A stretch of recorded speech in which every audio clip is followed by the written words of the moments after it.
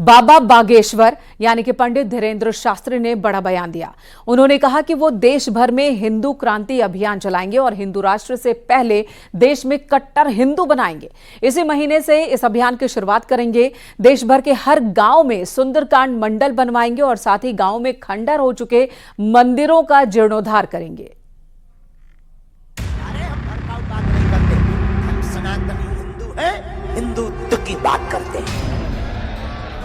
के सपनों के लिए घर घर से कट्टर हिंदुओं को बाहर लाना है। अगर भारत को हिंदू राष्ट्र बनाना है तो पहले हमें हिंदू राज्य बनाने होंगे। हिंदू राज्य बनाने के पहले हिंदू जिले बनाने होंगे। अपने बयानों को लेकर चर्चा में रहने वाले बागेश्वर धाम के धीरेन्द्र शास्त्री एक बार फिर से चर्चा में आ गए हैं। हिंदू राष्ट्र की मांग को प्रमुखता से उठाने वाले धीरेन्द्र शास्त्री एक नई क्रांति की शुरुआत करने जा रहे हैं। ये क्रांति हिंदू राष्ट्र की मांग को पूरा करने के लिए शुरू होने वाली है।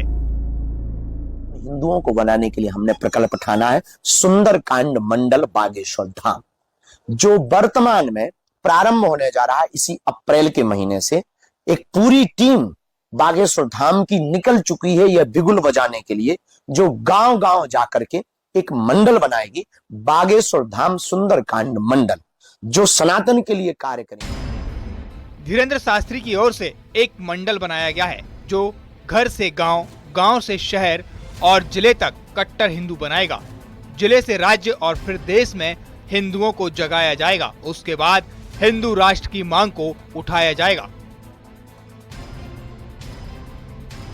अगर भारत को हिंदू राष्ट्र बनाना है तो पहले हमें हिंदू राज्य बनाने होंगे। हिंदू राज्य बनाने के पहले हिंदू जिले बनाने होंगे। हिंदू जिले बनाने के पहले हमें हिंदू गांव बनाने होंगे और हिंदू गांव बनाने के पहले हिंदू घर बनाने होंगे। हिंदू घर बनाने के लिए पहले कट्टर हिंदू बनाने पड़ेंगे। उधर बाबा के प्लान पर प्रदेश में सियासत गर्मा गई है। कांग्रेस ने निशाना साधते हुए बीजेपी पर हमला बोला है। उधर बीजेपी ने कांग्रेस के आरोपों पर पलटवार किया है। सबसे पहले तो वो ये काम करें, तब तो लोग प्रेरणा लेंगे। मेरा तो उनको यही सजेशन है, यही मेरी सलाह है कि महाराज जाइए, दलितों के घर भोजन करिए, उनके साथ जाजम पे बैठिए, उनके साथ भजन कीर्तन कीजिए, तब जाके जात पात मिटेगी। कांग्रेस पार्टी जब भी सनातन धर्म के लोग काम करते हैं, आगे बढ़ते हैं, तो कांग्रेस की तुष्टीकरण की राजनीति आड़े आ जाती है और कांग्रेस के नेता उल जलूल की बातचीत करने लगते हैं। कांग्रेस पार्टी को स्वयं उनके अभियान में भागीदारी करना चाहिए। हमेशा तुष्टीकरण, जातिवाद, धर्म की कट्टरता जरूरी नहीं है। कांग्रेस की यही नकारा राजनीति, इसीलिए जनता इन्हें गंभीरता से नहीं लेती है। फिलहाल धीरेन्द्र शास्त्री अपने अभियान में जुट गए हैं। अप्रैल में कट्टर हिंदू बनाने का अभियान शुरू किया जाएगा। Bureau report, news 18।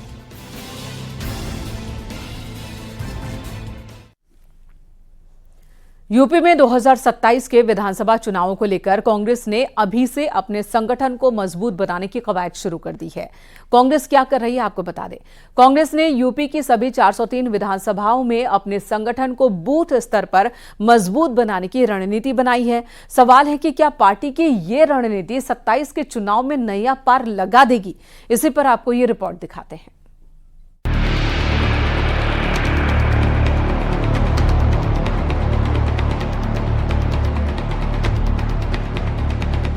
साल 2027 के चुनाव के लिए पार्टियां अभी से तैयारी में जुट गई हैं। एक ओर बीजेपी ने अपने संगठन में बदलाव किया है, तो दूसरी ओर कांग्रेस भी इसी राह पर है। प्रदेश, जिला, ब्लॉक और बूथ स्तर पर कांग्रेस अपने संगठन मजबूत करने में जुटी है। अपने संगठन से लेकर, संगठन सृजन से लेकर और अपने कार्यकर्ताओं के बीच में हमेशा है। आप देख सकते हैं कि हमारे जो 5 स्तर के जो हमारे पूरी संगठन है, प्रदेश से लेके, जिले से लेके, ब्लॉक से लेके, मंडल से लेके और न्याय पंचायत बूथ तक, उस पर हम काम कर रहे हैं पूरे। और 403 विधानसभाओं पे हम पूरी तैयारी के साथ अपना संगठन को मजबूत कर रहे हैं। अप्रैल को दिल्ली में एक अहम बैठक भी होगी, जिसमें कांग्रेस अध्यक्ष मल्लिकार्जुन खड़गे और राहुल गांधी सभी नए जिला और शहर अध्यक्षों में जोश भरने का काम करेंगे। चारों तरफ है, इसमें कांग्रेस पूरी सड़क पर उतरेगी और हम आगे वाले जो हमारा 4 तारीख है उस पर पूरे प्रदेश के जिला अध्यक्ष की मीटिंग आदरणीय खड़गे जी लेंगे, राहुल जी रहेंगे और सभी वरिष्ठ नेता खड़े रहेंगे, जो उनको मजबूती के साथ सड़क पर कैसे लड़ा जाए, कैसे संघर्ष किया जाएगा और कैसे स्ट्रेटजी बनाई जाएगी, इसकी रणनीति 4 तारीख को उनको बताई जाएगी। एक और जहां जल्द से जल्द कांग्रेस अपने संगठन को बूथ स्तर पर मजबूत करने में जुटी है, तो वहीं दूसरी ओर 2027 के लिए पार्टी के पक्ष में माहौल बनाने की कोशिश भी है। साथ ही साथ चाहे कानून व्यवस्था हो, भ्रष्टाचार हो, महंगाई हो, बेरोजगारी हो, इन मुद्दों को लेकर भी योगी सरकार को घेर कर यूपी में कांग्रेस के पक्ष में माहौल बनाने का निर्देश देंगे। ऐसे में अब देखना ये होगा कि कांग्रेस की ये रणनीति आने वाले 2027 के चुनाव में कितना रंग लाती है। कैमरामैन रवि गुप्ता के साथ राजीव प्रताप सिंह, न्यूज़ 18 लखनऊ।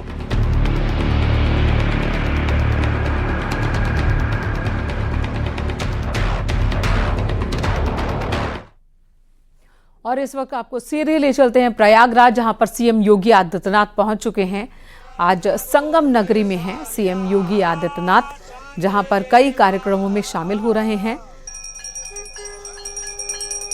एक मंदिर की आधारशिला रखी जा रही है, भूमि पूजन हो रहा है।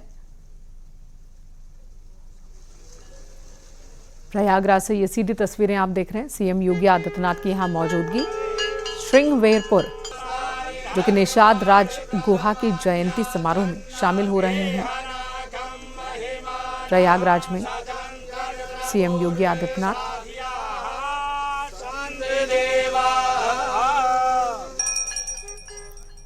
श्रीवेंकपुर की ये तस्वीर, मुख्यमंत्री की मौजूदगी साधु संतों के साथ।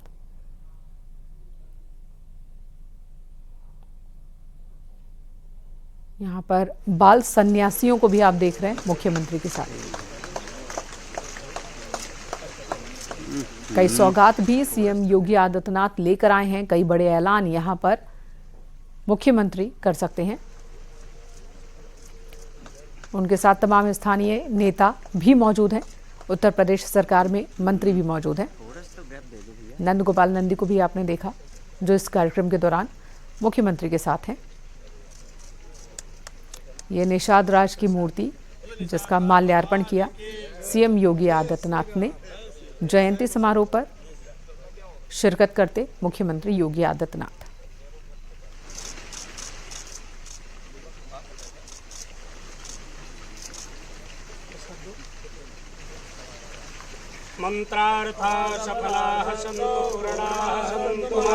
निषाद राज गुहा की जयंती है और इसी मौके पर आयोजित कार्यक्रम में शिरकत करने के लिए सीएम योगी आदित्यनाथ प्रयागराज पहुंचे हैं। यहां कई बड़े ऐलान भी कर सकते हैं, कई योजनाओं का ऐलान कर सकते हैं। देखिए कितनी बड़ी विशाल प्रतिमा लगाई गई है और उसके बाद यहां से वाराणसी के लिए रवाना हो जाएंगे मुख्यमंत्री। यूपी में 2027 के विधानसभा चुनाव को लेकर कांग्रेस ने अभी से अपने संगठन को मजबूत करने की कवायद शुरू कर दी है और हमने आपको दिखाया कि किस तरह से कांग्रेस जो रणनीति बना रही है उस पर काम आगे बढ़ा रही है। कितना फायदा होगा वो तो आने वाला वक्त ही बताएगा। इधर एक और बड़ी खबर पर नजर डाल लेते हैं। बलिया में कच्चे तेल का भंडार तलाशने के लिए लगातार खुदाई का काम चल रहा है। बड़ी बड़ी मशीनों का इस्तेमाल हो रहा है। ओएनजीसी की टीम लगातार क्रूड ऑयल की तलाश में खुदाई किए जा रही है। स्थानीय लोगों का दावा है कि 2 साल का वक्त हो गया जब से ये खुदाई का काम चल रहा है। धमाकों की आवाज से अब वो परेशान होने लगे हैं।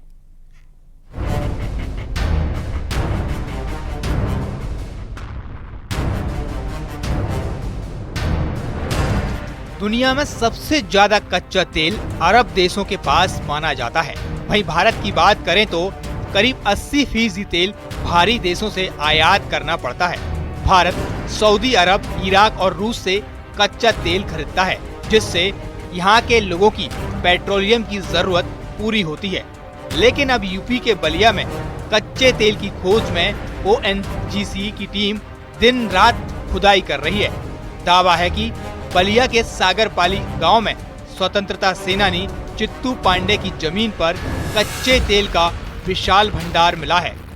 ओएनजीसी ने गंगा बेसिन में किए गए 3 महीने के सर्वे के बाद यहां जमीन के 3000 मीटर नीचे मौजूद तेल की खोज की है।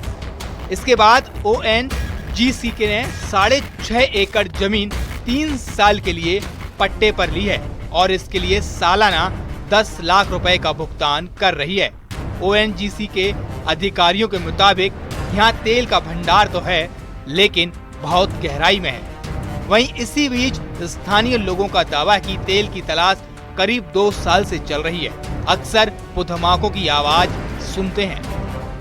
2 साल पूर्व ग्रामीण क्षेत्रों में भी और सागर पाली की तरफ भी खुदाई हो रहा था, तार लोग बिछा रहे थे, कोई कंपनी आई थी तार बिछा रही थी, रातों में बहुत बड़ा ब्लास्ट भी कर रहे थे, कंपन जमीन के अंदर कंपन भी हो रहा था। और अब जाके पता चला है कि सागर पाली में ONGC के तहत तेल का पता चला है जिसकी खुदाई हो रही है। अधिकारियों के मुताबिक जमीन की खुदाई का काम युद्ध स्तर पर चल रहा है। उम्मीद की जा रही है कि अप्रैल महीने के आखिर तक तेल की सतह तक बोरिंग का काम पूरा हो जाएगा। वहीं स्थानीय लोगों की उम्मीदें भी बढ़ गई हैं। ग्रामीण क्षेत्रों में जो ये तेल का खदान अगर मिल जाता है तो निश्चय ये हर्ष का विषय है, लोग इससे लाभ पाएंगे और कुछ रोजी रोजगार कुछ न कुछ जरूर मिलेगा। आप क्या कहना चाहेंगे जिस तरह से ONGC की लगातार खुदाई चल रही है? अगर तेल मिल जा रहा है तो बलिया का विकास होगा, उत्तर प्रदेश का विकास होगा, हमारे देश का भी विकास होगा। गंगा बेसिन के कुछ दूसरे इलाके भी चिन्हित किए गए हैं जहां पर तेल मिलने की संभावना जताई गई है। अगर सब प्लान के मुताबिक चलता रहा और कच्चा तेल का भंडार मिला तो दूसरी जगहों पर भी कुएं खोदने का काम शुरू होगा। भारत दुनिया में तेल खपत के मामले में तीसरे नंबर पर है। अगर बलिया समेत दूसरी जगहों पर कच्चे तेल की उपलब्धता होती है तो आने वाले वक्त में हमें तेल का इतना आयात नहीं करना पड़ेगा और ये देश की आर्थिक प्रगति में बड़ी भूमिका निभा सकता है। न्यूज़ 18 के लिए बलिया से रत्नेश कुमार की रिपोर्ट। मेरठ में सौरव मर्डर केस के आरोपी मुस्कान और साहिल बुधवार को पहली बार एक साथ दिखे। पेशी के दौरान साहिल को देखकर मुस्कान की आंखों में आंसू आ गए। दोनों की मुलाकात तो हुई लेकिन कोई बात नहीं हुई। इस दौरान साहिल नए लुक में दिखा। अदालत ने दोनों की हिरासत 14 दिन के लिए बढ़ा दी है। उधर जेल में साहिल खेती सीख रहा है तो मुस्कान सिलाई का काम सीख रही है।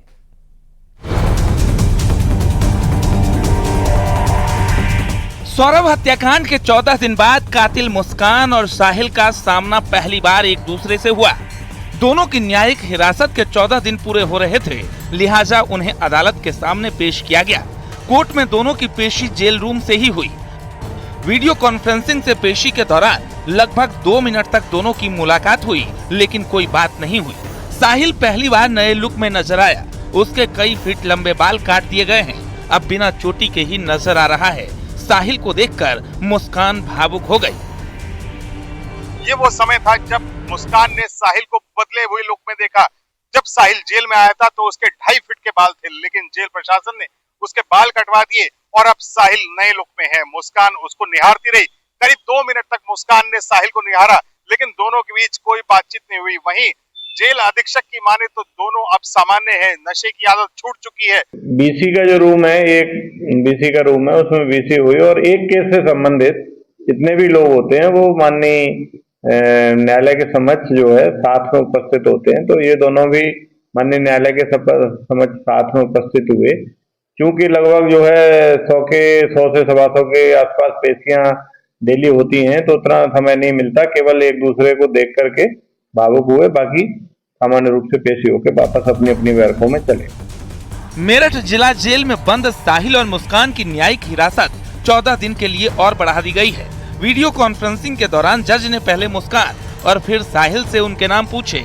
इसके बाद अगली पेशी की तारीख 15 अप्रैल तय कर दी गई। पेशी खत्म होते ही मुस्कान को महिला बैरक और साहिल को पुरुष बैरक में भेज दिया गया। साहिल और मुस्कान सौरभ हत्याकांड के मुख्य आरोपी हैं और 19 मार्च से मेरठ जिला जेल में बंद है। सुरक्षा कारणों से पुलिस ने उनकी ऑनलाइन पेशी की अनुमति मांगी थी। मुस्कान जेल में सिलाई कढ़ाई का काम सीख रही है, जबकि साहिल खेती सीख रहा है। इन्होंने सीखने के लिए कहा था। मुस्कान ने सिलाई कढ़ाई का काम सीख रही है और साहिल जो है अभी खेती सब्जी और बागवानी का काम सीख रहा है। अभी अपने अपने काम को सीख रहे हैं। मेरठ की सनसनीखेज वारदात को अंजाम देने वाली कातिल पत्नी मुस्कान और उसके बॉयफ्रेंड की कहानी में हर दिन नए पहलू सामने आ रहे हैं। फिलहाल जेल में अब दोनों सामान्य कैदियों की तरह रह रहे हैं। देखना यह है कि पुलिस कब रिमांड पर लेती है। मेरठ से निखिल अग्रवाल, न्यूज़ 18।